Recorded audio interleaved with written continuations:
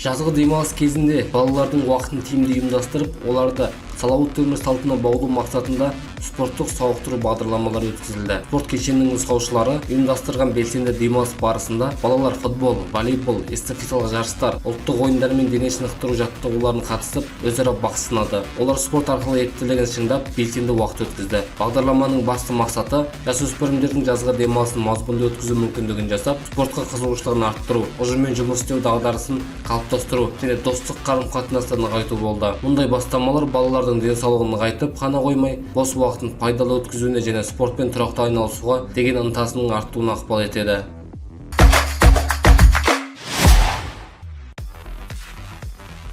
Индонезияның Джакарта қаласында өткен бокстан жастар мен жасөспірімдер арасындағы Азия чемпионатында табысты өнер көрсеткен қазақстандық былғары қолғап шеберлері елге оралды. Құрлық біріншілігінде Бейбарыс Әшірбай чемпион атанса, Бексұлтан Боранбек, Ақжүрек Қалабай күміс жүлдеге қол жеткізді. Жас спортшылар халықаралық додада ел намысын абыроймен қорғап, жоғарғы 7+ нәтиже көрсетті. Осыған байланысты Азия чемпионатының жеңімпазы мен жүлдегерлерін салтанатты қарсы алу рәсімі өтті. Жиын барысында спортшылар мен олардың бапкерлеріне қажырлы еңбегі мен қол жеткізген жетістіктері үшін алғыс айтылып, ақшалай сертификаттар табыс етілді. Салтанатты кездесуде жас былғары қолғап шеберлеріне алдағы халықаралық жарыстарда табысты өнер көрсетіп, Қазақстанның көк байрағын әлемдік ареналарда биікке көтере беруіне ақжолтай тілектер айтылды.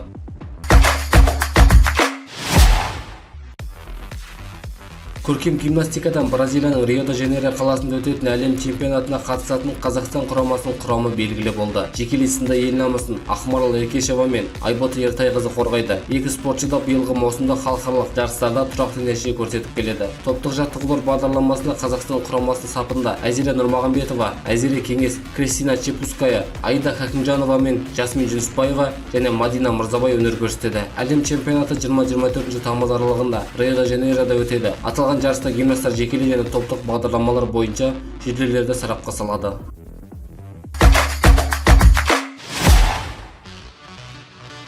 Алматыда 24-27 шілде аралығында халықаралық үстел теннисі турнирі ұйымдастырылады. Беделді жарысқа әлемнің 17 елінен және аумағынан 230 жас спортшы қатысады. Олардың қатарында Қазақстаннан бөлек Австрия, Әзербайжан, Гонконг, Израиль, Үндістан, Индонезия, Ирак, Иран, Катар, Қытайлық Тайбэй, Оңтүстік Корея, Малайзия, Моңғолия, Түркменстан, Өзбекстан және Жапонияның өкілдері бар. Қазақстан құрамасы сапында түрлі жас санатында 82 теннисші өнер көрсетеді. Турнир халықаралық үстел теннисі федерациясы World Table Tennis ұйымдарының қолдауымен өтеді. Сондай-ақ жарыс халықаралық жасөспірімдер сериясының ресми күнтізбесіне енгендіктен спортшылар жинаған ұпайлар әлемдік рейтингте ескеріледі. Жас теннисшілер 11, 13, 15, 17 және 19 жасқа дейінгі ұлдар мен қыздар арасындағы жекелей сында, сондай-ақ 15 және 19 жасқа дейінгі аралас жұптар бәсекесінде жеңімпаздарды анықтайды. Турнир Алматыдағы үстел теннис орталығы спорт кешенінде өтеді. Көрермендер үшін кіру тегін.